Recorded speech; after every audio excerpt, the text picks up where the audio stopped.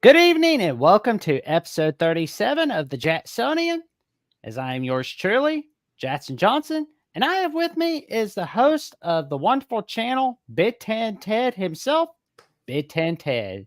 As we will be going over our take on what's going on in the world of college football from a Big Ten perspective, what's happening with conference realignment. Are we going to see Florida State join? What's the reaction to USC, UCLA, Washington, Oregon joining the Big Ten as of July 1st, 2024, and much, much more. And let me tell you something, folks. It's going to be a wild ride tonight on episode 37. How you doing tonight, good buddy? Oh, it's great to be here. It's always great to talk college football in June, right? You know, that's the beauty of the current media landscape that we live in. It's nonstop news. It's nonstop content. There's news today about a couple of USC defensive players, 5-stars decommitting to Georgia. So that was that big news. I think we see a lot more news nowadays, or at least it's more prevalent, right? It's more out in the open, of course, with shows like mine or yours. But yeah, great to be here. Great to got a lot of good topics we're going to talk about today. So excited to be here. Excited to talk about it. And before we start the show, would you like to tell the audience a little bit about yourself? Yeah, so I've been doing my channel since about 2020. I started it, right? Not a whole lot to do, COVID happening. A lot of these things kind of started throughout that. So I kind of started that. Then game reactions and previews really started in 2021, and it kind of has gone off from there, featuring other segments as well. Started off on YouTube. Have incorporated the audio podcast into this as well very recently. So if people just want to listen to it on the way to work, can also do that as well. So that's kind of on the Big Ten Ted side of things as well. So I started my career as a television reporter, sports reporter in the Fargo, North Dakota market, covering Bison football, Herd for life. Love me some Herd. When I covered there, Chris Kleiman was the head coach at North Dakota State. So got to know Chris a little bit. Matt Entz was on that staff, who's now, of course, we know as the linebackers coach over at USC.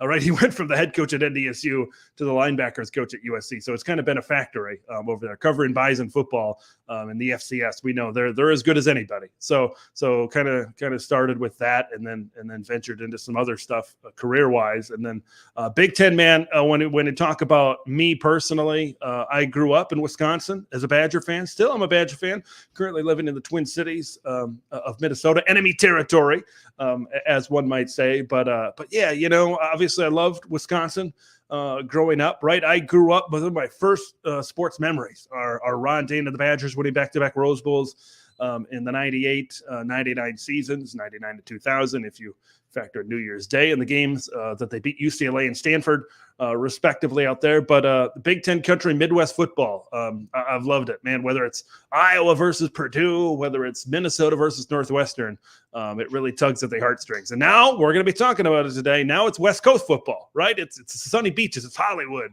It's the Pacific Northwest. It's the mountains. So it's a little bit different. You had some East Coast editions out there as well, but the West Coast, certainly something different. So Big Ten through and through, college football through and through, sports fan overall as a whole, but nothing compares. And you could probably share this as well. Nothing compares to college football. So Agreed. College football is the best of the best there is. And we got our friend Brasco Rascal commenting in the chat, wishing us a very good evening and a go Big Red. Well, cool. I'll give you a big roll tide, and because I pull for Bama, but no worries, you're in good hands.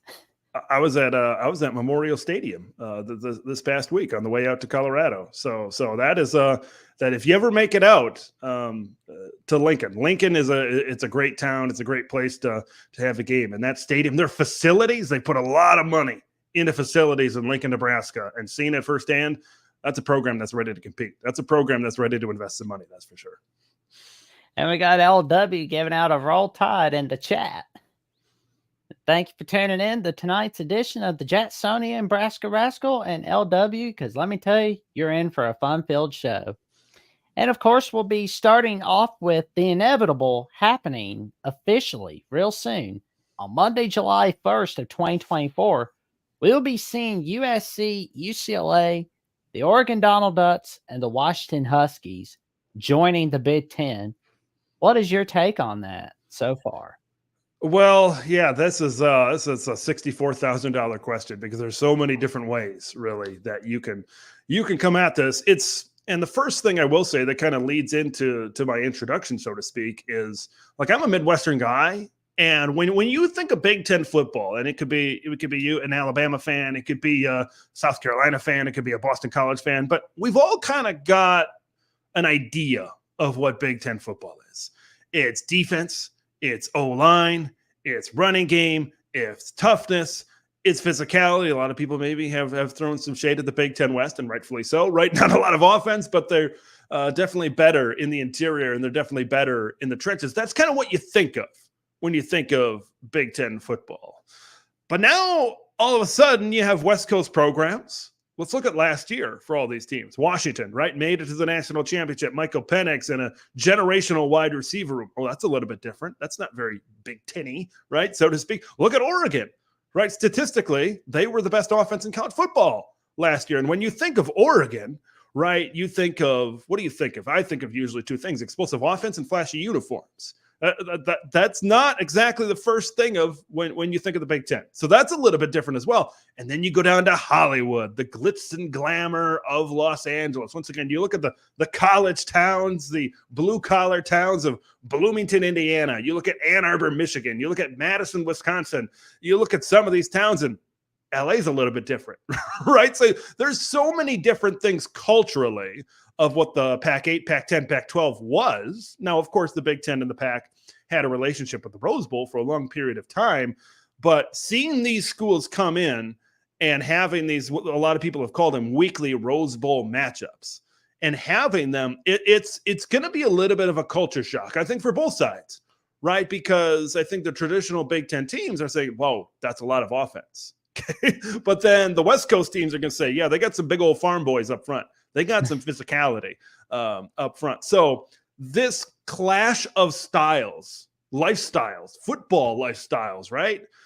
It's going to be so fascinating to watch. Styles make fights. I've heard that saying many times, and it's going to make for some fun battles, like November 2nd, when Oregon travels to Ann Arbor to take on the Michigan Wolverines. You're going to have a great offense, one of the best in the country, against the best defense, what could be in college football. Oregon plays Ohio State as well. That's in Autzen Stadium on October 12th. So there's so many, like there's a Friday night game early in the season when the Washington Huskies travel to Piscataway, New Jersey to take on a Rutgers team that could be pretty good. And that could be, that's a Big Ten matchup, baby. That's a Big Ten matchup, not a Big East and Pac-10 crossover. That's a Big Ten matchup. Those are two styles, Washington and Rutgers, that clash big time. So it's going to be so fun to watch these matchups, interacting with all of these fans. There's West Coast fans that think they're going to throw for 800 yards and they're going to show the Big Ten, specifically West teams, what offense is all about. And then there's traditional Big Ten fans that say, okay, how's your trenches? How's your interior? Are you going to be able to go toe-to-toe with some of the best lines in America? So I cannot wait to see how this all unfolds.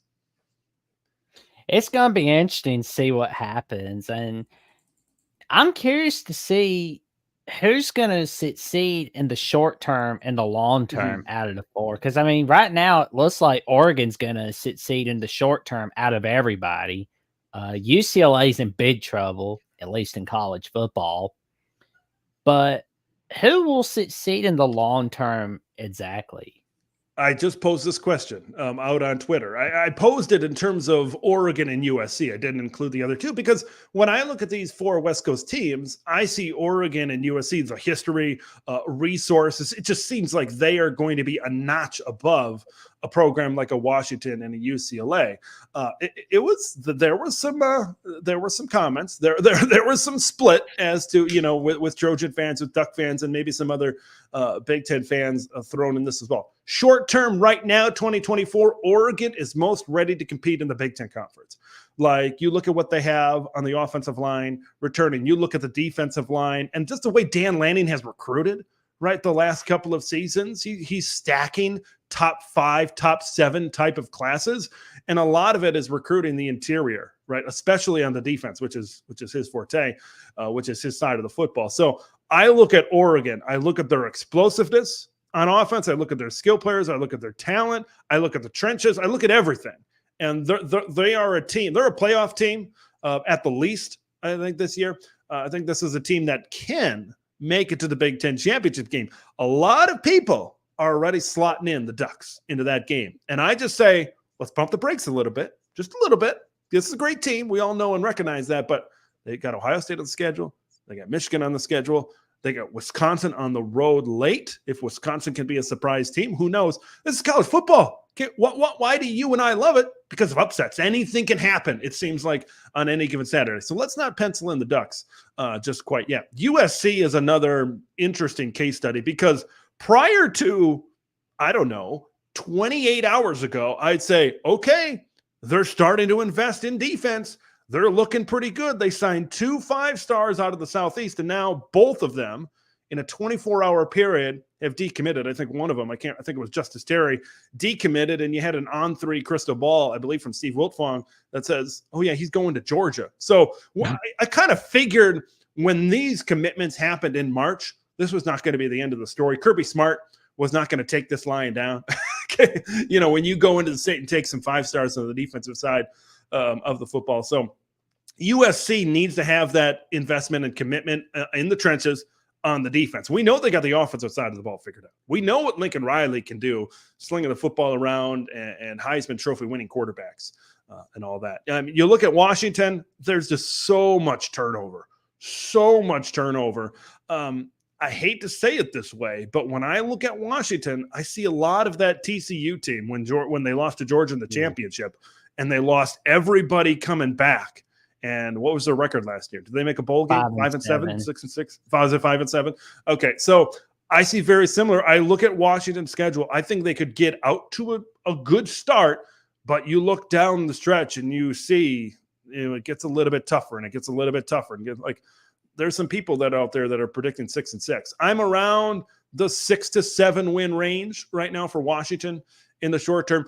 UCLA they got some pieces, but overall, their team might struggle this year with Deshaun Foster. But Deshaun Foster has been doing work on the recruiting trail. He's been doing really good. That's obviously not something Chip Kelly really invested into. So for him to do that, Eric Bieniemy, I'm sure, is very attractive as the offensive coordinator, right? Former OC for Patrick Mahomes and the Kansas City Chiefs. So they got that as well. I would just keep an eye on UCLA. I'm not saying that they're going to win 9 or 10 games in a couple of years. I just keep an eye on them, to maybe get into that third tier or somewhere like that, where the Wisconsins have lived, where the Iowas have lived, and schools like that. So that's what I would watch out for UCLA. And you look at long term, if the Bruins, can keep up this recruiting and keep on improving, they might be a team to watch out for. The thing about UCLA is they got a coach that wants to be there. All right, I think towards the end we kind of figured Chip Kelly just didn't want to be there.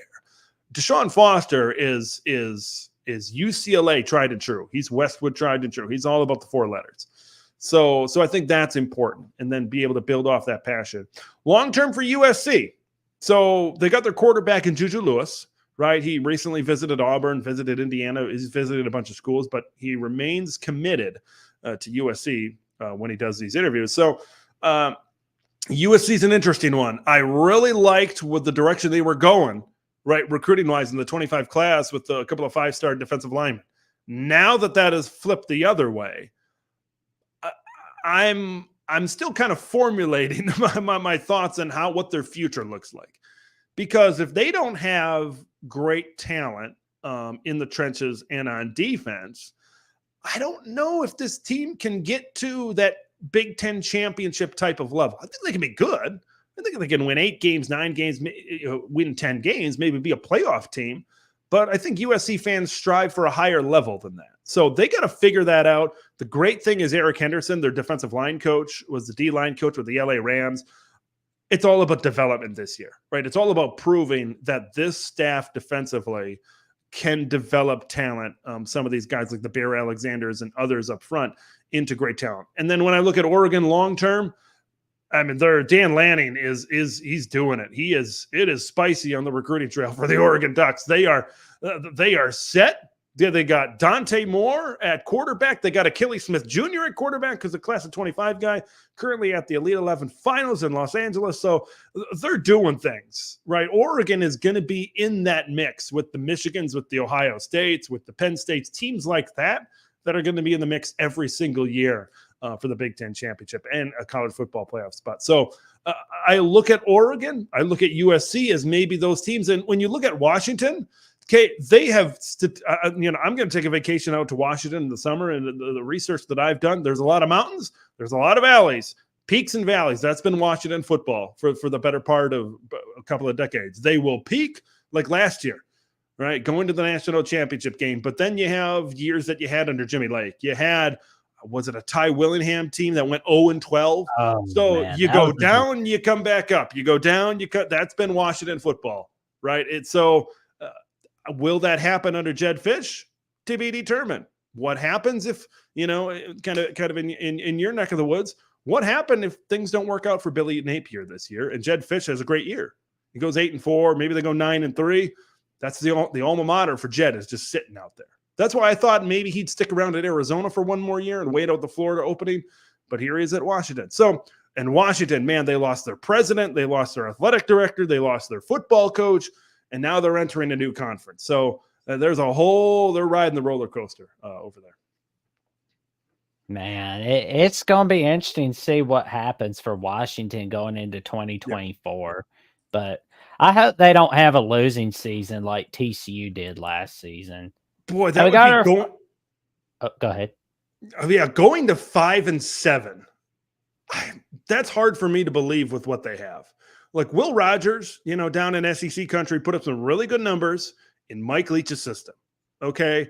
Like you've got a good pair of running backs in Jonah Coleman coming over from Arizona, Cam Davis. Like they've got good skill players and talent. 5-7 seems a little bit far-fetched to me. I'm not saying it couldn't happen, because it could, because they're replacing some things on the offensive line and the defensive line. Like I said, I think they seem to be hanging around 6-7 wins for me. But yeah, dropping to 5 wins, that'd be tough. And 6 or 7 wins, Washington fans shouldn't be upset about that. Just like USC fans shouldn't be upset if they only win 8 games this year. Like transitioning to a new conference is not easy. One team out of all the ads the Big Ten has had since 1993, when Penn State joined the conference. Okay, only one team has been really able to come in and establish their own right away, and it was Penn State. Okay, they went 1994. Okay, their second year in the conference. They shared a national championship with Nebraska that season. So everybody else, you look at Nebraska when they came in, they were solid. They weren't bad, but they didn't get to that top type of level. And then Rutgers and Maryland were towards the bottom when they came in. So it's tough to come into a new conference, especially when you're going from the West Coast style of play to the Big Ten style of play. It's going to be a tough transition. Okay. But yeah, like you said, it's going to be so fun to watch. And we got our friend Erica Goldberg wishing us a very good evening, and go Hawks. And Braska Rascal and Erica Goldberg are chatting it up in the chat tonight. Giving out a hey, how you doing? And a hello to how are you? And I was also thinking about what's going to be going on going into 2024. We've got some new coaches in the Big Ten. We got Sharon Moore at Michigan, Jonathan Smith at Michigan State, Jed Fish at Washington. We've got Deshaun Foster at UCLA, Kurt Cignetti at Indiana. What do you think about these hires? Who's going to do awesome in the short term and in the long term? Okay, so I think a lot of these schools hired very well. So you start at Michigan. Sharon Moore was the choice. There was no other choice because you needed to keep everything in-house. I just recorded a season preview with Clayton Safey from the Wolverine, the On3 site at Michigan today, and we were talking a lot about the promotions and how they just make so much sense. And going, there's always been that Michigan man type of, the guys who have played at Michigan and have that Michigan culture succeed at Michigan. And I think that's what Michigan is trying to do with the promotion of a lot of these guys. Sharon Moore, they promoted a strength coach right after he went and left with the Chargers. They promoted an in-house guy to be the new strength coach. So there's so much promotion going on. And Wink Martindale as the defensive coordinator. Okay, he's coming over from the NFL, but he's running that same Ravens-style defense that Mike McDonald and Jesse Minter were able to run in here as well. So I like Sharon. The thing about Sharon that people might glance over is he was the offensive line coach before he became the offensive coordinator. And the building block of Michigan's success the last 3 seasons has been the offensive line. 2 out of the last 3 years, they won the Joe Moore Award as the top offensive line in college football. So he's got to deserve some credit, right? When you put out coach power rankings, you can't put him all the way at the bottom because he's been a big part to Jim Harbaugh's success as well. Jonathan Smith in the same state coming over from Michigan State. Here's the thing about Jonathan. He's never lived, played, or coached east of the state of Montana. So he's been a Western type of guy through and through. It'll be interesting to see how he adjusts to that culture, but he's a builder. What he was able to do at Oregon State, it ain't easy to win in Corvallis. Yeah. Let's just put it that way. And he last 2 years, he turned out top 20 teams, 9 and 10 win teams, I believe 8 or 9, something like that. That's not easy to do, what he was able to accomplish at Oregon State. So it might take him a little bit. Okay, they got hit hard in the spring portal, losing Simeon Barrow, losing Derek Harmon, 2 stud defensive tackles, losing Jaden Mangum right at safety. He transferred to the in-state rival over there at Michigan. Like, they had some pieces on defense, and I thought they maybe could be floating around there as a surprise team, especially with Aiden Childs coming in at quarterback. But, yeah, I think it's going to take a little bit. I think their goal in year 1 has to be, hey, let's get to a bowl game. Let's get those extra bowl practices. Let's get that extra development. And then let's look forward to year number 2, and let's look forward to what's in store in the future. Kurt Cignetti, man, I love that guy. I've watched so many different interviews with Kurt now. He comes out at the basketball game and he says, Purdue sucks, but so does Michigan and Ohio State. That's what they need. That's what you need when you hire a coach. You need that bolt of lightning within your program to get everybody around basketball country, right, in Hoosier land, to look around and say, oh yeah, football is going to be a big deal. And he's flipped that roster, bringing over a lot of talent from a James Madison team that had been really good the last couple of years. It's bold prediction time maybe around college football. Maybe call your shot time around college football. I think if I'm making a bold statement, watch out for Indiana making a bowl game this year. Watch out for them really turning it around this season. Their early schedule is favorable.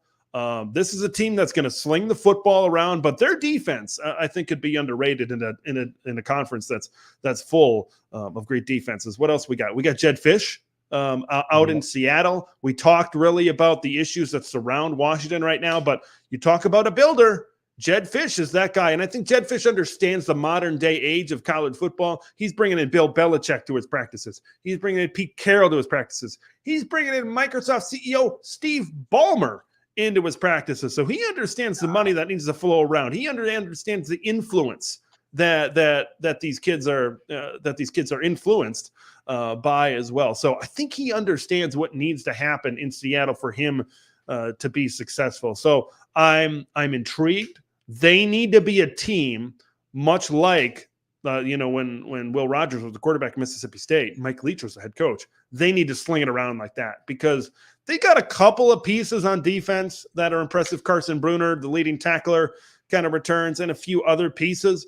But this is a team that needs to sling it around. They need to outscore you. Like that's the type of team that Washington needs to be this season. We talked about Deshaun Foster. Once again, they got some pieces. Ethan Garber's coming back at quarterback. TJ Harden at running back. They got a good group of wide receivers with Logan Loya coming back. Rico Flores transferring over from Notre Dame was a highly recruited guy. Didn't work out in South Bend. He transfers over to UCLA in there as well. So they got pieces. There's teams out there that have pieces, but they maybe don't have a complete team, and that's kind of the way I view the UCLA Bruins right now. So who'd I miss? I think I covered them all, right? I think I covered them all. Yep, you got them all. I think I covered them all. Yep. So yeah. If I were to say a guy that could have the most success. Obviously, Sharon Moore, right, because of what he's inheriting. But I would say watch out for Indiana. Indiana's a team. I put out a pod the other day of who could be some surprise teams in the Big Ten. Watch out for Kurt Cignetti. Watch out for the Hoosiers. And I got some fresh new unis that they're gonna display here when we kick things off in September. It's going to be interesting seeing what Indiana brings in 2024 and in the long term. And, we got a question from Erica. She's got it for us. She's got us asked. She wants to know what do you think about our new offensive coordinator at Iowa, Tim Lester? Mr. Tim Lester, coming from my Green Bay Packers. I love it. They went back to Titletown recently. I think Tim brought maybe some Iowa personnel with him. And they were excited. Like the Packer staff very much respects Tim Lester. Now, when you look, I did some film study on this, and I'm watching Tim Lester when he was the head coach at Western Michigan, and it was his offense. And I'm trying to take a snapshot of what Iowa is, and I'm trying to take a snapshot of what he's putting out there personnel-wise at Western Michigan. It's a little bit different than maybe what Hawkeye fans are used to, but I think it's going to be a good different, because when I watch Western Michigan, I see a lot of shotgun. I don't see a lot of under center. I see a lot of 11 personnel. I see a lot of 3 receivers in the formation. I see 4 receivers in the formation. And at first, the first thought that kind of pops into my head is, wait a minute, outside of Caleb Brown and maybe Seth Anderson, Iowa doesn't have a lot at wide receiver. So are they going to be able to line up in this type of stuff? Now, he's going to adjust, right? Just like, when Phil Longo came over from North Carolina to Wisconsin, it's not going to be a complete copy and paste. There's going to be some adjustments. You're going to see more 12. We're going to see a couple of tight ends in the formation. We know how much Iowa loves the tight ends, but I think Tim Lester is going to improve this offense. And I think it's going to be more, I think you're going to see there's 3 good backs for the Hawkeyes in the backfield. And I want to see them really invest into the run game, because whether it's Cade McNamara coming off of an injury, Brendan Sullivan transferred over from Northwestern, who was recruited by Tim Lester, right, coming out of high school. So they have that relationship. They have that confidence in each other. So I want to see them run the ball a lot more. I love Jazz Patterson. He runs downhill. He had a good game against Iowa State last year. Le'Shawn Williams is thrown in there as well. If Caleb Johnson could play every game against Purdue, he'd be fine. He rushes for 200 yards, it seems, every single time they play the Boilermakers. So they've got 3 good backs, and they need this offensive line to be better. It's been a little bit young the last few years. So I think they're going to be okay. I think they're going to improve. And if Iowa improves, if they're the 80th ranked offense in the country, this is a team that can win 10 games. This is a team that could maybe, this is going to sound absolutely nuts and crazy, but this is a team I think that could be a playoff type of team. If they get those marquee wins, that's the thing about Iowa's schedule. They need like Nebraska to be good. They need Wisconsin to be good, so they can get some of those ranked wins to kind of impress the committee if they're sitting there at 10-2. But I like what the Hawkeyes have, and it's all going to depend on, I think, offensive line. Have they developed? Have they kind of come together? Can they stay healthy? Right, of course, that's a big thing. And then quarterback. If it's not Cade, can Brendan Sullivan be the guy to get them to a serviceable level? So yeah, Erica, I think you're stepping in the right direction. And I think the big thing, I'll wrap it up on this, when I talk about the Hawkeyes, is Kirk Ferentz, from what I've heard, at least from what I've heard, is a little bit more hands-off. Right, we know him and Brian were very hands-on. It was Kirk's offense. From what I've been hearing, Tim Lester has a little bit more room to grow, so to speak, and kind of do what he wants to do. Well, that's certainly going to help going into 2024. And Erica agrees 100%. And, you just talked about the surprise teams. One of them was Minnesota. And as you said in your video about the surprise teams, they could be a 5-7 team or an 8-4 team. You just never know with them. But yeah, what's your take on all these surprise teams like Minnesota, Indiana, Maryland, and Rutgers? Yeah, those were the surprise ones out there. And it's funny because a lot more people, kind of like Iowa in the playoff, maybe from the grand stage and looking at it from 10,000 feet in the air, people think, well, Iowa had one of the worst offenses in college football. How can they make the playoff? Well, when their schedule works out, when their defense is the way it is, and if they improve a little bit. Same thing for Rutgers and being that surprise team. Rutgers, weren't they the bottom of the Big Ten a couple of years ago? Maybe people that don't follow the Big Ten as much are going to be able to think that. But the key about Rutgers now, they have the one guy who's been able to win at that school, and it's Greg Schiano. And I love the way this program is going. He's focused on retention. They return a really good defense, and they don't play any Tier 1 Big Ten teams. They don't play any Tier 2 Big Ten teams, right? They don't play Michigan. They don't play Ohio State. They don't play Penn State. They don't play Oregon. So that definitely steers into the favor for Rutgers to maybe be that 8-win team, that 9-win team. When you return the Big Ten's leading rusher, that's going to help as well. And I mentioned defense already. They just got to improve in the pass game, right? Bringing over Ethan Kaliakmanis over from Minnesota. They've improved with Dymere Miller, who transferred from Monmouth. Nassim Brantley coming in as well. So they need to get better throwing that football as well. I kind of covered Indiana, right? I think they're going to be able to open it up, be better on the defensive side of the football. When you look at the Golden Gophers, I think of Minnesota, you got to keep Darius Taylor healthy. Like if they can't keep Darius Taylor healthy, their great running back from last year, that's when maybe things could get a little bit tougher for them. But I think they've made big improvements with Max Brosmer in at quarterback, an FCS All-American type of guy, quarterback from New Hampshire. Darius Taylor is a great back. Daniel Jackson, the leading receiver. I really like their offensive line as well. Questions on defense, right? When you lose Joe Rossi, great defensive coordinator, he goes over to Michigan State. I think there's going to be some questions.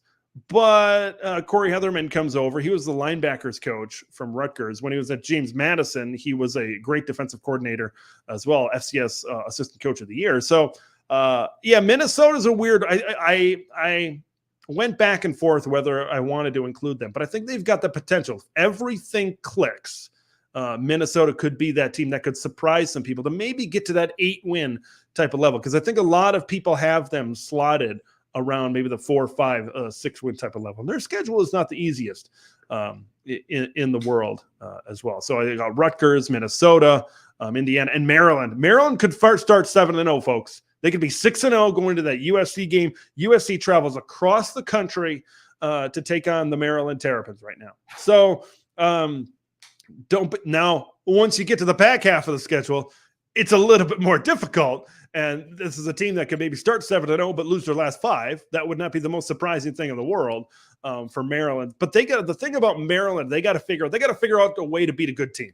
Okay, they get USC, Iowa, right? How can they beat those type of teams? That's the roadblocks that they've run into. They played Michigan tight, they played Ohio State tight, but it's 7-5 city. And it could be yet again. Obviously, they're replacing their quarterback, but that's a good defense over there. So maybe people that don't follow the Big Ten as much, Maryland's defense is one to watch out for. Not saying it's going to be top 15, top 20 in the country, but it could be the best defense that Mike Locksley has had in College Park, Maryland. I firmly believe that. MJ Morris, a quarterback, I like his skill set. He's young, but he's got some weapons to lean on. In the backfield, Roman Hemby and a stable of backs, and just ho-hum another year. They replace some good wide receivers with another group of really good wide receivers. Ty Felton and Caden Prather, both over 600 yards last season. So, those are some teams to watch out for. Like I said before, I thought about Michigan State, but after all they lost in the spring portal, I think that affected my opinion about the Spartans. And maybe that's a little bit more of a building effort as we look towards 25 and 26. Well, and you just mentioned Rutgers, how they were not winning before Greg Schiano, and they certainly weren't winning afterwards. I'll be honest, I kind of compare them to Kansas State, where Kansas State was before they got Bill Snyder. And then they had that 3-year stretch where they were just kind of a disaster with Ron Prince. And then Bill Snyder comes back. Sure. They go back to winning. Chris Kleiman has been winning at Kansas State. Mm-hmm. Wonder if he'll go back to the Big Ten. But, I want to make another comparison for Indiana. I'm going to compare them to Iowa State. Okay. Why is that? Matt Campbell at Iowa State, they've been having a say-so quite a lot in the Big 12. Before then, not so much. They were just happy to go to a bowl game. Indiana, they don't make bowl games in back-to-back years, not usually. They were kind of winning some here and there. They were kind of keeping it close with Coach Wilson. And then with Coach Tom Allen, it was like that one good year in 2020 in the COVID season. That was it. But now with Kirk remember, Cignetti, they did go 8-4 in 2019. So he had back-to-back seasons, but before that and after that, that's where you kind of feed into your point. Before that and after that, right? It was tough for Tom Allen. So yeah, I almost forgot about that 8-4 season for a moment, but can't be doing that. Yeah, I'll say this when I talk about Indiana and Kurt Cignetti. I heard this comparison. I won't take the credit for it. I wish I could. How about Kalen DeBoer? Kalen DeBoer came from lower level programs, and he won every single place he was at. One at Sioux Falls, one at Fresno State, one at Washington, and now he's off to be the head coach of the Crimson Tide. You look at Kurt Cignetti's resume and what he was able to do at the Division II level, just win, right? At Elon, at the FCS level, winning type of seasons. Yeah, and then you go to James Madison, FCS, they transfer to FBS, just winning at lower levels, and then you translate that to a higher level at the Big Ten. Am I saying Indiana is going to go 14-0 and go into a national championship game? No, I'm not certainly saying that, but that's both of these coaches like to open it up. They're more offensive-minded coaches. They develop quarterbacks really well. That's a comparison. And am I saying Kurt Cignetti is going to be coaching Georgia or Tennessee in a couple of years? No, I'm not saying that either. So they have a similar path to Washington and Indiana. So we'll see if they have similar success. I'm seeing in the chat that we don't really have a lot of PJ Fleck fans in the chat. They are not too crazy about him. But the funny thing is, we're going to get to this topic about the hot seat coaching. Is PJ on the hot seat if he doesn't have a good year? So when I look at the Big Ten head coaches on the hot seat, there aren't a ton where it slaps me in the face where it's obvious. Yeah, that coach is on the hot seat. But let's throw out some scenarios. As long as we're doing that with PJ, I think there's a potential he could surprise. I think he's been a good developmental coach at Minnesota. A couple of 9-win seasons. Of course, he had that 11-win year pre-transfer portal, pre-NIL, pre-COVID, pre-everything back in 2019. But he's left some money on the table. I think he's lost some games. Lost to Bowling Green a couple of years ago at home. There's been other Big Ten games where you feel like, man, you should have won that game. But let's say PJ, right? He's coming off a 5-7 season. They get into a bowl game because of their academic progress rate. They're able to win the Quick Lane Bowl, and they go to 6-7. What if they go 4-8 this season? Let's just say the bottom falls out, and teams load the box on Darius Taylor. Maybe Max Brosmer, his talent doesn't translate from the FCS over to the Big Ten. And let's say the defense it's just the coordinator changes. It's just too much to handle. And we see a lot of what we did last year, right? Porous in the secondary. Let's say that's the narrative that we're working with. Okay. And you go 4-8. So you have a 5-7 regular season, and you have a 4-8 regular, 5-7 and 4-8 in back-to-back years. Now, here's the thing about current day college football. You need to keep interest within your program because you need to keep interest. So fans like you and I and donors, right, with a little bit more cash in their pockets, keep on money flowing into the NIL collective, Dinkytown Athletes from Minnesota. You need to keep up that excitement. Okay. And now all of a sudden, if you go 5-7 and 4-8 in back-to-back years, Mark Coyle, the athletic director for Minnesota, is all of a sudden looking around and say, I'm not sure if I have a ton of support right now. Okay. And that's a lot of things is you need to be able to sell hope. Okay. Coaches might get fired and it might not be for the greatest of reasons. Okay. It might be, maybe they go 6-6 in back-to-back years. You wouldn't have gotten fired before that. But now in today's day and age where the financial piece and the NIL piece is such a big part to the game, you need to sell that hope to your fans and to your donors. And if your program is going in a downward trajectory now for 2 consecutive years, at a place like Minnesota where, Minnesota has a good fan base. I wouldn't call them a great fan base. I wouldn't call it an elite Big Ten fan base by any means. All of a sudden, they could be like, Gophers aren't doing that well. I'm going to turn on the Vikings game, or I'm going to tune into more Viking stuff, or I'm going to be more interested in my high school team, or, or I'm going to be more interested in anything. The Gophers aren't that team. I know because I live here, right, where they're not talking about them every day on the radio. Even if they're going 6-2, okay, it's still going to be Vikings.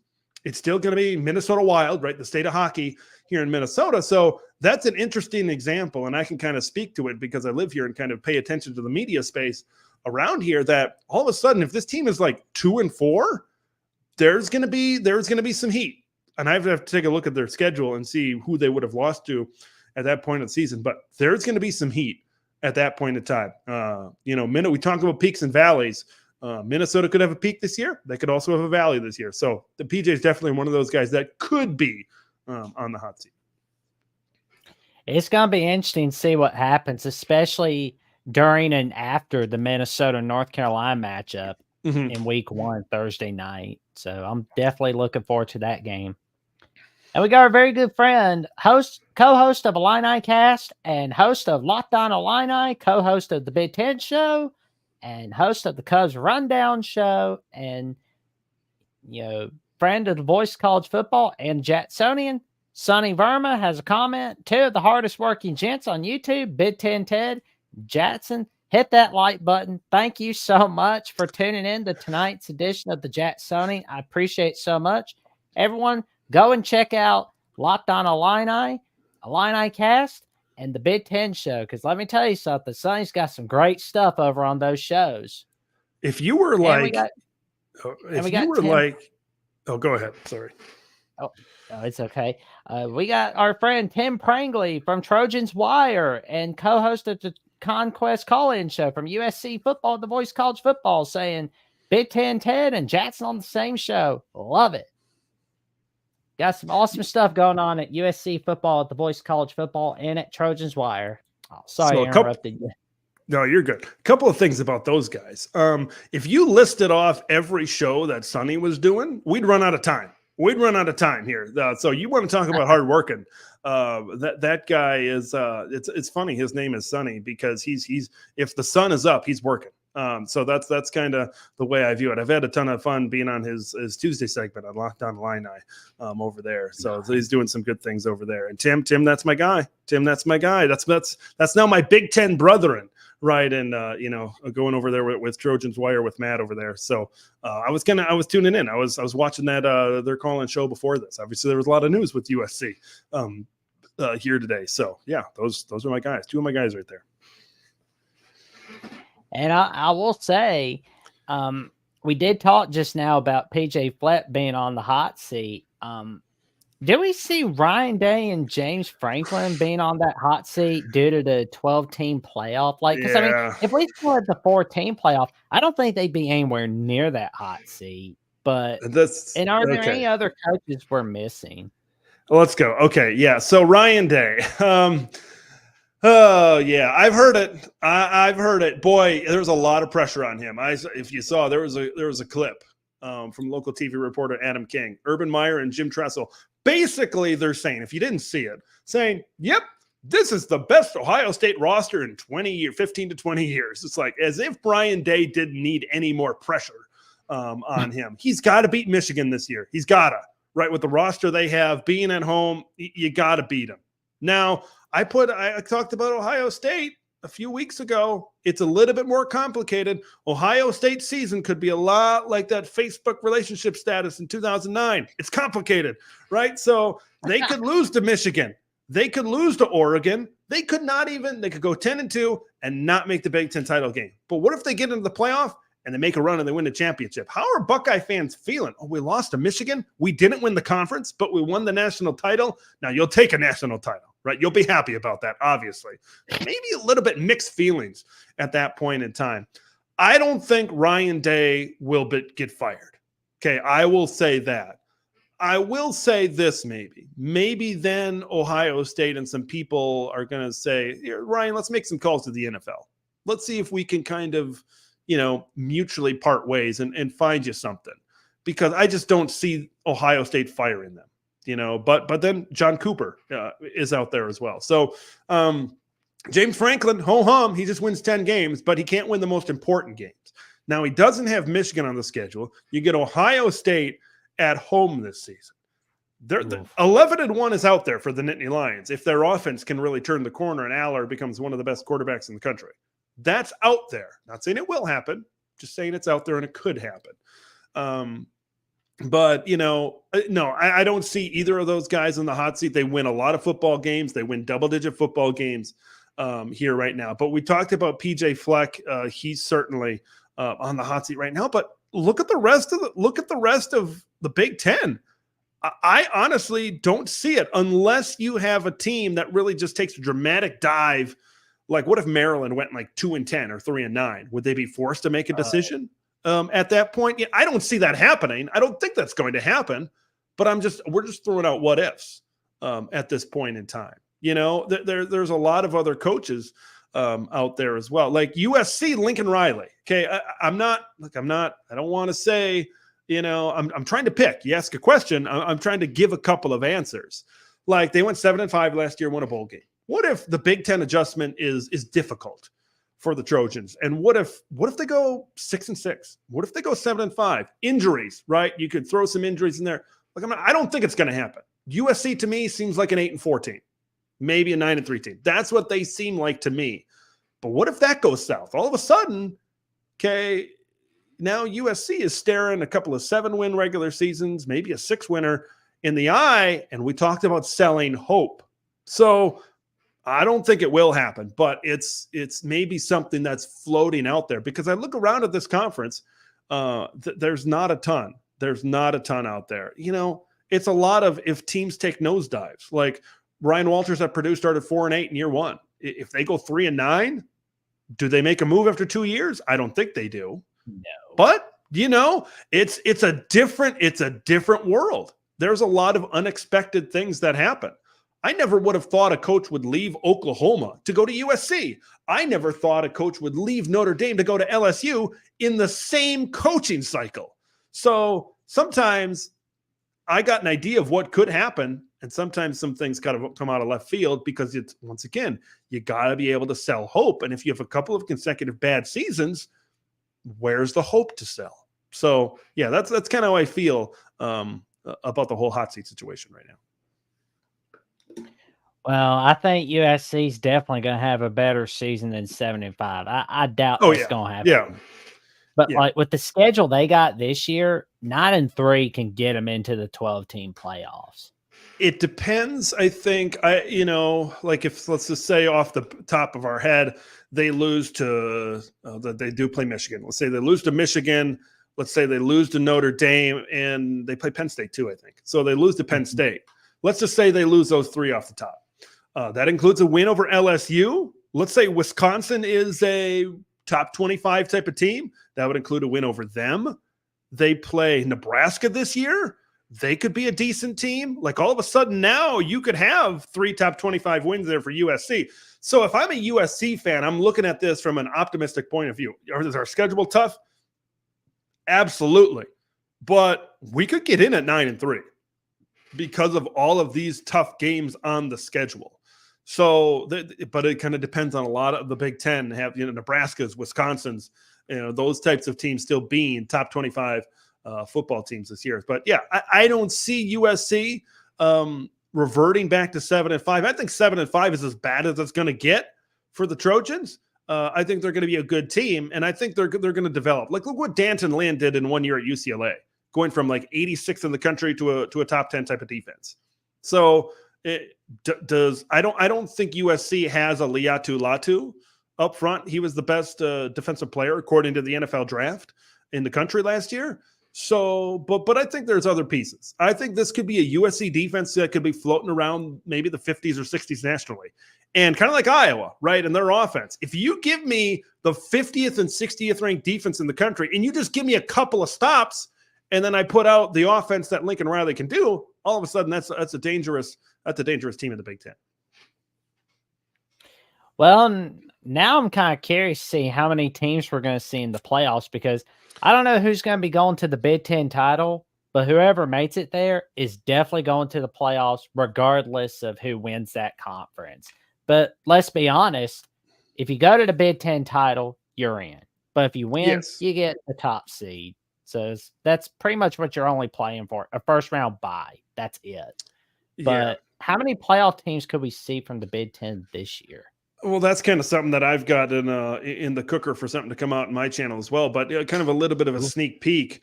So I think when I look at the conference as a whole, and I look at rosters, and I look at makeups of team, what seems to be rosters that are playoff teams? I think of 4, and Iowa could be the 5th. Okay, Michigan, Penn State, Oregon, Ohio State. I feel very confident in Oregon and Ohio State that they're going to be playoff teams. Penn State and Michigan, we'll see. Michigan's schedule is a little bit difficult. They play Texas, they play Oregon, and of course they play Ohio State. So if they go 9-3, is that good enough to get them? You basically got to get top 10 in the country, because you got the G5 team that takes you down to 11 spots. And then you could see the Big 12 champion be a bid stealer outside of the top 10 in the country at that point. So you're looking at about the top 10 in the country at that point in time. Okay. So I feel good about Ohio State. I feel good about Oregon. There's a school of thought that maybe gives Penn State a better chance at a playoff than Michigan. You might be thinking, what? Penn State, look at their schedule compared to Michigan's. Michigan's got an outstanding defense. Penn State's is still pretty good. Penn State could go 11-1. They could go 10-2, and they could, I think, be a top 10 team in the country. But then you got to look at the SEC. That's, I think, what you got to look at the SEC for, because there's teams in the SEC right now. Ole Miss has a favorable schedule. I think I was looking at Missouri has a very favorable schedule outside of their Alabama game. So, and those are 2 teams, right? I think they were in the top 10 last year, or at least in the top 12, top 15 type of range last season. Both beat Big Ten teams in their bowl games last season. So, and so you look at Ole Miss, you look at Missouri, and then of course you have Texas, of course you have Georgia, of course you have Alabama. All of a sudden, now you got to factor that in as well.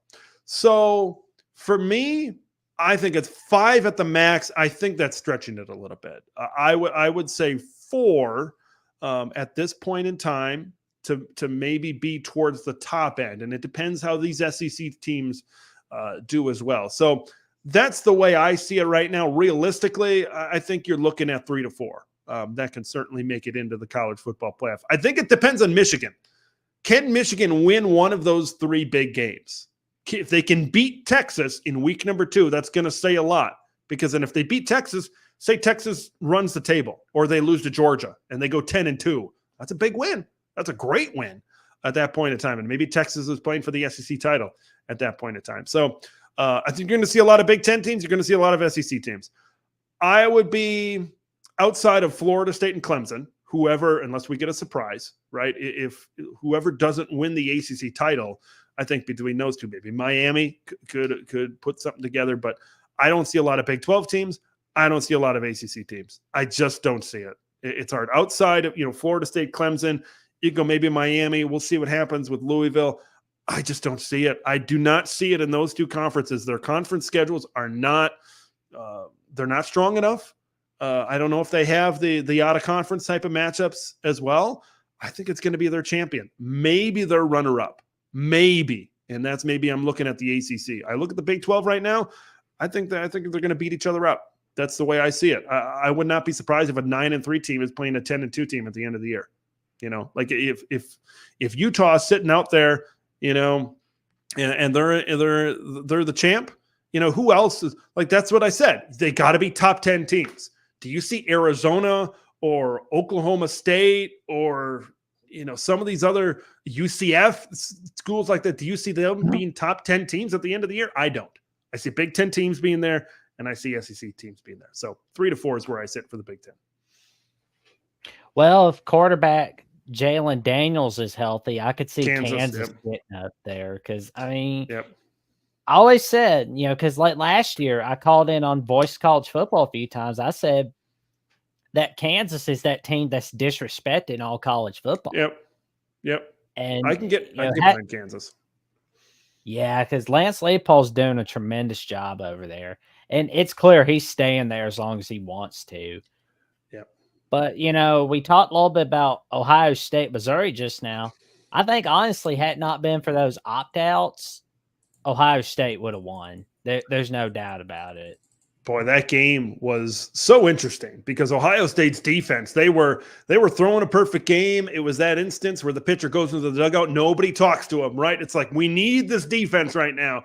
After Devin Brown goes down, and Lincoln Keenholz comes in at quarterback, they knew they wouldn't be able to move the football, right? That was tough, and we knew Kyle McCord entered the transfer portal. At that point in time, he was off to Syracuse, that was a tough one. I felt Ohio State in the first 3 quarters of that Cotton Bowl game was playing good enough to win the game. But yeah, once you get into the depth really shrinks once you get into these opt-outs come bowl season. And then Missouri just hung around for long enough. They had enough at their skill positions to be able to make plays, and they just made a couple more plays than Ohio State did in that in that side of the game. But these bowl games, I don't know about you. I've lost. The interest is starting to wane a little bit. It's still there. I still love college football. I still like it. But when you see half your team not there, I remember when Purdue made it to the Big Ten title game a couple of years back, and they're facing LSU with not their roster. And LSU just steamrolled them as they should have. 53-7. That was brutal. Aiden O'Connell, their quarterback, opted out. Their tight end Payne Durham and Charlie Jones. A lot of these guys opted out, and it's like that's not Purdue. Purdue should be playing in a 6-6 bowl at that point. If that's so that's kind of the struggles you get, and a lot of bowl games are trying to incentivize with NIL to keep players to play in these games. We'll see how long that lasts. But we know the New Year's 6, they're going to be playoff games. They're going to be fine. But beyond that, I think you might need to get a little gimmicky, like the Pop-Tarts Bowl. Everybody loves the Pop-Tarts Bowl. You might need to get a little bit more fun and, kind of steer into these things. Bowl? The Mr. Beast Bowl. The Mr. Beast Bowl.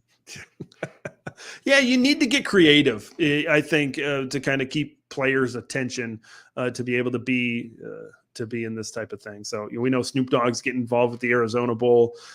So yeah, it's So we'll see what happens in a couple of years if we do have salaries at this point and contracts, and if it's required to play in a bowl game. So there's so much that's still up in the air. Well, there's definitely going to be a lot of gin and juice at the Snoop Dogg Bowl for sure. I'm excited to see what happens. Absolutely. So instead of it being Barstool, it's now the Gin and Juice Bowl. Yeah, that's quite the transition to go from Barstool to Snoop. That is that's quite the transition there. So that's crazy. Yeah. But in all seriousness, though, we'll have to go over a little bit about that TV contract that the Big Ten has now, because we know that they have that deal with CBS, and they don't have to share with the SEC like they did last season. Although I must admit, I kind of liked it. I liked it like that. But we see Fox; they got the lion's share in a way. They got NBC since last season, and now CBS has the Big Ten all to themselves. And this year, we will see the Big Ten title game on CBS. Yep. How do you feel about the TV contract for Fox, CBS, and NBC?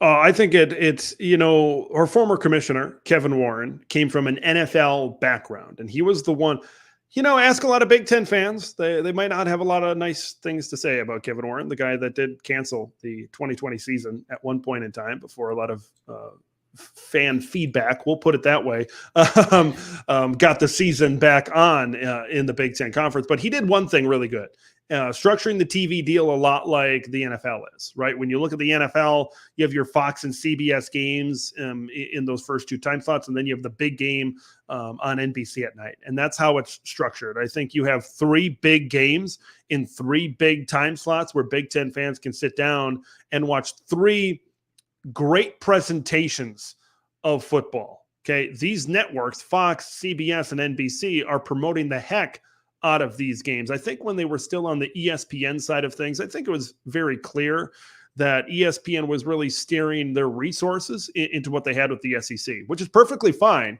over there. But I think the Big Ten knew, okay, it's time for us to be the number one college football product on our side of television. So I love what they did with the TV deal. I think every one of these games that you watch, it feels like the biggest game of the week.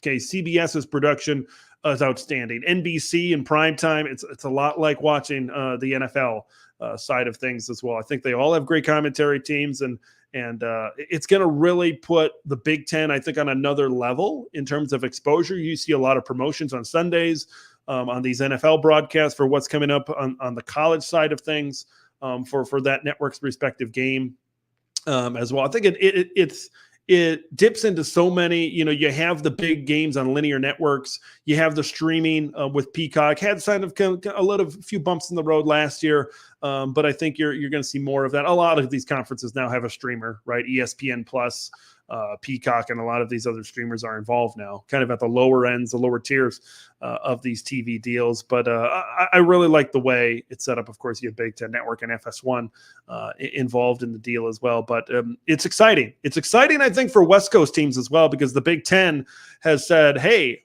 West Coast home games will not be played at noon. So, for example, Ohio State at Oregon on October 12th, that's not going to be a Fox game. No 9 a.m. local kickoffs. It's going to be a CBS game, or it's going to be an NBC game. The same goes for, I think Penn State plays at USC.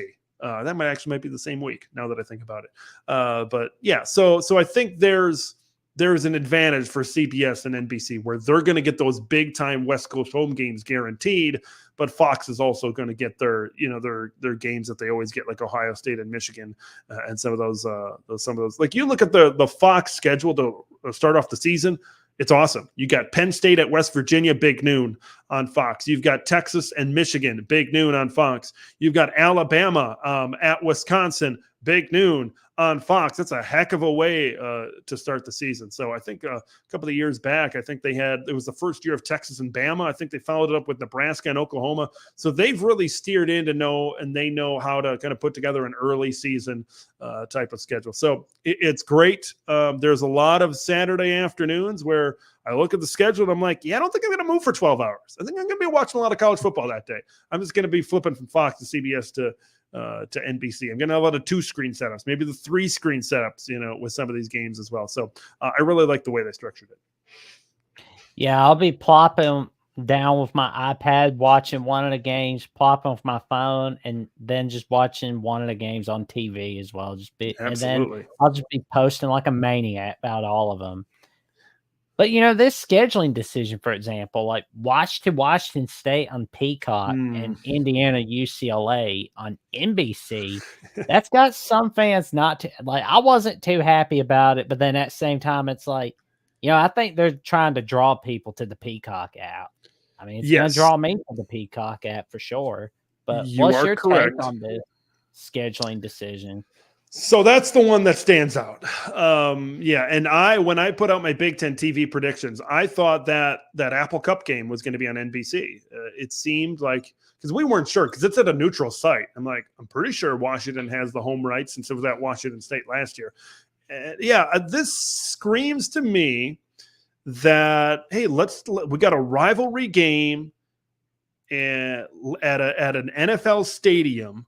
Let's try to capitalize on that. We got a new member in the Big Ten over there in Washington, in a market like Seattle. Let's try to get these fans on board with Peacock right away, and let's put the Apple Cup game on Peacock. That's the way it screams to me. Because then you look at Indiana at UCLA. Hey, I'm sure NBC is going to love broadcasting a game of the Rose Bowl. I think that is a commodity for CBS and NBC to be able to do that, because otherwise that's most of the time, that January game, of course, is reserved for ESPN. So yeah, that was the one that really stuck out to me as kind of like, it surprised me a little bit, but when I thought about it a little bit more, it makes sense. Peacock actually just put out I think it's still going, a promotion where you can pay $20 for a year for Peacock, which if you have Peacock, And like, if you're a wrestling fan, they got all their WWE premium live events on there, and they got a lot of content on there. They got, I think, The Office is on there, Parks and Rec is on there. Like, there's a lot of good content over there on Peacock, and of course, a lot of Big Ten basketball on Peacock. So that's a steal for $20 for a year. Like, I'm paying $5 a month, and I still think that's a steal as well. So. I kind of like that they have that new show, Ted, based off the movie on there. Because like, he's hilarious. Yeah, Seth MacFarlane. Yep. Oh, he's a comedic genius. I hope I can get to the point where I can get him to come on to the show. But that's What would you ask Seth MacFarlane? That's boy. Where would you even start? I'll just ask him how he got into animation and talk about like his favorite voices, like who inspired him. Like, did Mel Blanc inspire you? Because that's a good one. But in the meantime, we got rivalry week. Yeah. We got Nebraska, Iowa on NBC and Minnesota, Wisconsin on CBS. Now, before they made this decision that we were going to see Minnesota, Wisconsin on CBS, I was thinking to myself, wait a minute. Where's Nebraska, Iowa going? Are they going to put, okay. They're putting it on NBC. But now we're going to see, I mean, it's obvious Michigan, Ohio State's on Fox, but are we going to see like Notre Dame, USC on CBS or NBC? Like, I wonder how they're going to play that out. So you have it pulled up here. My prediction was Notre Dame at USC on CBS. And I'm trying to remember I had Washington, Oregon on NBC as the primetime game. Oh, yeah. That stands out to me. I don't know if Maryland and Penn State would be big enough to get on one of the big networks. That screams FS1 game to me right off the bat when I'm looking at it right now. But yeah, that's that I'd say Notre Dame, USC, Oregon, and Washington. One of those will be CBS. One of those will be on NBC. There was some feedback from folks in Badger and Gopherland here locally where I'm at, being on Black Friday. And I didn't hate it as much as other people did. So that's still, I mean, it's a noon game. I understand there might be some people who are working on Black Friday. It's a rivalry game. It should be played on a Saturday, that kind of thing. Now, Nebraska and Iowa have played at noon or 2 o'clock or 3 o'clock in the afternoon at some point on Black Friday the last couple of years, and they've been just fine. So it doesn't really bother me personally that much because I love Black Friday. I love warming up the Thanksgiving leftovers and watching football. Before it was just one game. It was Nebraska and Iowa. And now, and now it's Minnesota and Wisconsin. You got 2 games that day as well. So, and that's the quad of hate right there, as to say Minnesota, Wisconsin, Nebraska, and Iowa, right? That's the heartland right there that we get to see in some interesting weather conditions. I'm sure it will be for all 4 of those teams on Black Friday. So that's how I would anticipate this weekend going. I would be very surprised. I would say the only other game that could maybe do that is Maryland at Penn State to get on a bigger network. But yeah, I would see Notre Dame, USC, on one network, and then I'd see Oregon, Washington on the other. I'm curious because Notre Dame plays at Purdue. Notre Dame also plays USC. I'm curious if there's going to be some behind-the-scenes horse trading to say NBC says, yeah, we want a couple more Notre Dame games. What's it going to take for us to get Notre Dame Purdue? What's it going to take for us to get Notre Dame USC? We'll see if that happens. Notre Dame's a commodity for those 2 games for someone like CBS that doesn't usually get Notre Dame games. So it'll be interesting to see how that all plays out. Well, for week 5, we just talked about the power play for people to buy Peacock. Mm-hmm. Now we're going to be seeing Notre Dame Louisville on the Peacock app exclusively for week 5. And we're going to be seeing Notre Dame Florida State on NBC, of course, on November 9th. Do you think this is like some kind of power play to convince Notre Dame and Florida State to join the Big Ten?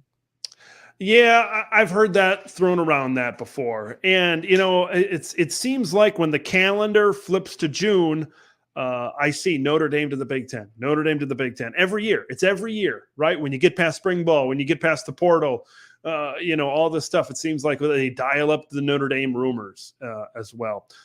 I understand where people are coming from, and they just hired an athletic director that worked at NBC for Notre Dame as well. I get where people are coming from. Notre Dame, they're gonna hold out until the last possible moment. Like we talked about the ACC. If the ACC comes absolutely crumbling down, naturally people are saying, well, Notre Dame's going to join the Big Ten at that point in time. I don't think it's going to be the next step for Notre Dame. It's like, we'll just go to the Big Ten. Maybe they will, but I could see them maybe looking around at other scheduling alliances. If the ACC is no longer there, say, hey, maybe we could play a handful of games against the Big Ten, maybe a handful of games against the Big 12, maybe a handful of games against the SEC. Whether that happens or not, to be determined. But Notre Dame's absolutely, they will kick and scream before they join the Big Ten. They're going to be dragged into a conference. That's just the fact of the matter. And then when you look at the conference, you look at what the Big 12 is doing with private equity, you look at where the SEC and the Big 10 are, they're going to pit everybody against each other to kind of try to have a bidding war. I don't think it's going to be, well, we're going to join a conference. Let's just call up Tony Petitti and let's make it official. I think Notre Dame is going to be like, yeah, we're going to get our best deal. And we're going to try to pit everybody against each other because we know how valuable they are. Like there's a clause in the Big Ten TV contract. There's an escalator clause, and it specifically mentions Notre Dame by name. If Notre Dame joins the conference, we're going to raise our payout X amount of dollars. So, they know how valuable they are. But yeah, but the thing about going to the Big Ten is there's already that relationship. There's already that. So the transition, like you were talking about, is very easy. If that is indeed what happens, is, you still get to be on NBC and you still get to have that. Whereas if they go to the SEC where it's an ESPN exclusive deal, that's a little bit different. Fox and ESPN with the Big 12, et cetera. So it's much more easier transition. All your rivals are in the Big Ten. USC, Michigan, Michigan State, Purdue are historical rivals for Notre Dame as well. And I could see the Big Ten, and I've talked about this with some other people, is scooping up Miami, scooping up Stanford, and now all of a sudden you scoop up all these teams that Notre Dame has a history with. And all of a sudden you could look at Notre Dame and say, dude, all your rivals are in the Big Ten. Just come on. Let's make it happen. Do you want to play Stanford? Do you want to play, I think that could be you want to talk about power play. That could be the power play that the Big Ten, that's the card that they could really hold, because it's like, yeah, if you want to play Stanford still on a regular basis, if you want to play whatever these teams on a regular basis, you're going to have to join the Big Ten. So we'll see if they indeed play that card, but it should be interesting to see how it all plays out. Well, and I've looked at the future schedules, and I know it says that 2023, 2033, and 2034 are the next time we will see Notre Dame, Michigan. But I doubt that. NBC is going to be in everybody's ear about wanting to bring back that game. They're going to talk Notre Dame into joining the Big Ten one way or the other by 2034. That's. Man, if Notre Dame, they seemed, the way college football is going, at this point, I might be surprised if they're not in a conference. I won't say for certain it's the Big Ten, but obviously that'd be the favorite. If they're not in a conference by 2034, which is 10 years, I might be a little bit surprised. Just the way college football is going. Okay, that's just the way these super conferences are stacked. Like the playoff could be Big Ten versus SEC by that point. And who knows what the Big 12 is at that point. Like that could be it. And if that's what it is, like if Notre Dame, they're fine being where they are, getting the high seed because they're not in a conference. They can't get a bye. But if that bites them, in the butt a few times, you could say, well, there might be some factors, just the way the structure of the sport is going, where it's going to work for them better to be in a conference. So we'll see. I think being left off of a first round bye, that's going to be enough to piss them off. I mean, it's going to be exactly like where Florida State had some rumblings with the ACC, but then they got screwed out of a playoff spot last season, and nobody in the ACC was defending them. They've basically just been like, this is the last straw. We're out of here. Yeah, that's Yeah, that's interesting. They almost get if they do finish in the top 4, they get that guaranteed home game. They don't have to play a conference championship game. So I see, to get that 12-team playoff passed, of course, they were a part of that, right? Because Notre Dame's athletic director, Jack Swarbrick, is semi on the same level of a conference commissioner at that point in those meetings, at least. So, I think they know what they're doing, getting that home playoff game and getting that extra revenue instead of going to a neutral site and getting that bye. But who knows? Who knows if a couple of years they get a 6 seed, they get a 7 seed, and they got to play that extra game. It could. I'm not saying it will, but it could motivate them. There's going to be factors. Their administration, Jack Swarbrick, who's now he's going to be retiring soon, but he said, there's factors that need to be in play. We need a conference for our Olympic sports. We need a home for our television for home games. Like if we don't have the NBC deal, which we know that they have that now through 2029, but if we don't have that deal, what's going to happen? So yeah, there's still an attractiveness to schedule non-conference games against Notre Dame. I just, a lot of people are seeing what's happening in the ACC and they're predicting this to happen. And I just don't think it's going to be that easy. For everything that I know growing up about Notre Dame, I grew up in a Catholic household in the Midwest. Okay. I know how important independence is to Notre Dame. I've got a lot of Notre Dame fans online and I get it. You are unique. You are trying to preserve the last, which some people view the great thing about a previous era about college football. But it's going to take a lot for them to get into conference. So, yeah. For sure. And we'll wait and see what happens. And as Braska Rascal says, my ears go numb these days when it comes to realignment. I know, man. We talked a little bit about it off air.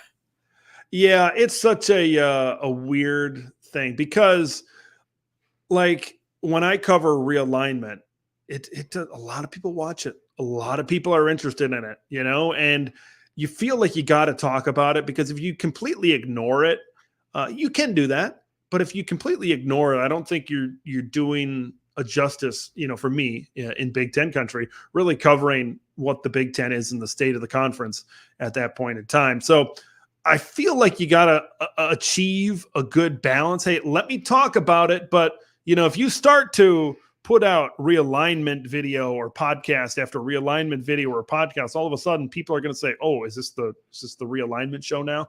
So that's why I try to mix in more football than realignment, but you still have to touch on it. You still have to cover it because that is a very hot topic nowadays. Yes, it is at that.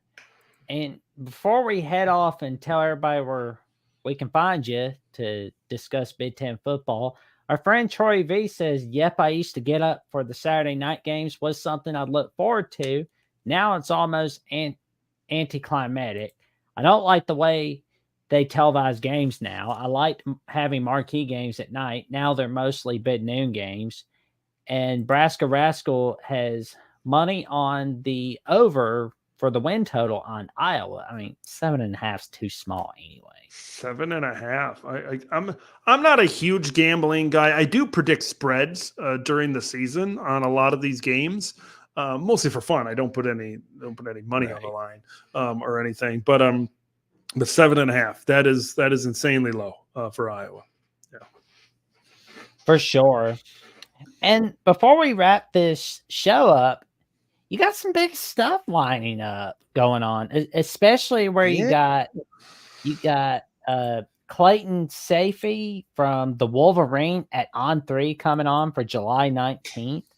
And you got Ryan Dyrud from USC LA Football Network. You got a few other people lined up. Yeah, so it's going to be fun. You got it pulled up there on the screen. We are doing the next month or so at the channel. It might not be the most content in the world because you got it up. I got to record and edit 18 season previews, including some fun content that I've got planned with Big Ten onboarding for the first day that the West Coast schools are coming into the conference as well. So that's a lot, and that's when I'm going on vacation in Washington. So it's gonna be while I'm out there. All this stuff will be scheduled, but it's season previews of every single Big Ten team. I am pretty close. I'm pretty confident that I will have a guest for every single one. You mentioned the ones that I recorded today. Clayton Safey from the Wolverine, the Wolverine.com, the Wolverine podcast, the Michigan on 3 network, Ryan Dyrud, love that guy from LAFB, doing a great job covering the Trojans. And then Ahmad Kafir from Inside the Black and Gold, a great Maryland site, talk some Terps. So these are 20, 30-minute deep dives on every single Big Ten teams. I swear, man, when I did these previews like 2 years ago, they were like 8-minute shows. And now they're like half-hour deep dives, position group breakdowns. Now we're bringing on analysts, guys that are there, guys that are covering the team each and every single day, each and every single week. So if you're a Big Ten fan, putting a lot of work into these videos. So if you're a Big Ten fan and you want to know about your rival, if you're like Erica, you're an Iowa fan and you want to know, is Wisconsin a team that I got to watch out for? Are they going to improve? Is Minnesota? Are we going to be able to get the pig back this year? So if you want to know about your rivals and your team, we're going to be having it every single day. Every single day from mid-July through about early August. So it's going to be a lot of fun.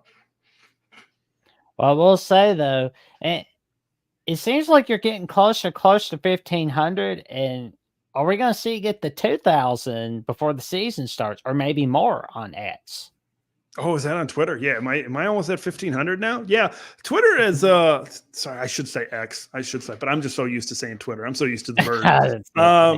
Been putting a lot more effort onto the Twitter, the X. I'll say it. I'll be politically correct for this here. Been putting a lot more effort into X, and there's been some big discussions that I personally put out. Is Oregon or USC going to have a better long-term future in the Big Ten? And there's been a lot of back and forth. So it's a place, you got to filter out what's good, and you got to maybe filter out what's trolling and all that. Have had to do that with some of these West Coast fan bases. So it's been a lot of fun to be able to interact with some people over there on X. And I got a little bit behind on it, but I did have done in the past some X exclusive videos and content as well, and kind of cut up some of the longer stuff into more short form stuff. So I might get back into that maybe once we get closer to the season. So there's a lot of other, maybe more exclusive content and stuff you won't see on YouTube or the podcast platform as well. Well, we look forward to it right here at the Jacksonian. I know I'm definitely looking forward to seeing more Big Ten Ted content for sure. And as I got pulled up, you can check him out right here on YouTube. Let's help him get the 6,000 subs. Let's help him get closer to 2,000. Let's get him really going on Instagram as well. Absolutely. I appreciate you. It's been a fun discussion. It's been a fun discussion. And, I will say this, I mentioned this on Twitter the other day. I think I put a short on it, a vertical video on YouTube. I know everybody wants football right now. I know it. And I try to say this every guest appearance I come on to. Maybe it's preaching a little bit, but whatever. Let's not wish summer away, man. The summer is a great time of year, especially here in the Midwest. It gets a little chilly right in November. You maybe start to see single digits, especially up here in Minnesota. So I know everybody wants football. It's one of the most anticipated, maybe the most anticipated season in some time.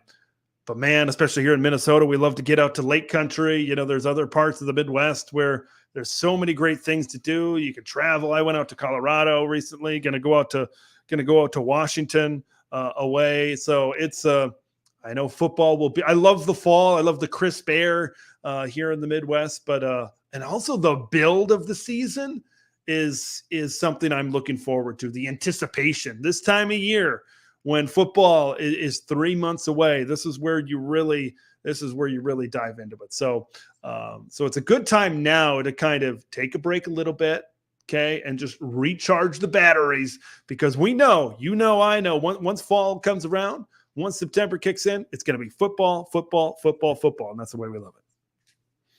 Well, our friend Erica doesn't want to take your advice, and she's wishing it away already. And the fall and spring are the best. Troy V says, I'm built for the cold. Well, Oh, hey, Spaz, how you doing tonight, man? Good to see you. Thank you for tuning in to tonight's edition of the Jacksonian.